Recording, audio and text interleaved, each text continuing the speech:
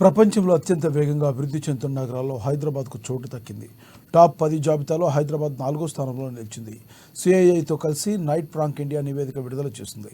Real estate educate from now 2024 పేరుతో ఆ నివేదికను రూపొందించింది. 2019 నుంచి 2035 వరకు హైదరాబాద్ గణనీయమైన అభివృద్ధి సాధించిందని ఈ నివేదిక అంచనా వేసింది. రియల్ ఎస్టేట్ భూమి వల్ల అభివృద్ధి వేగంగా జరుగుతుందని పేర్కొంది.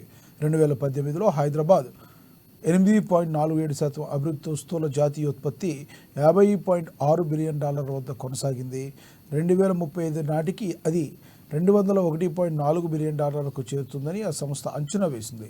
నివేదిక ప్రకారం సూరత్ మొదటి స్థానంలో, ఆగ్రా, బెంగళూరు 2, 3 స్థానాల్లో ఉండగా హైదరాబాద్ 4వ స్థానంలో నిలిచింది.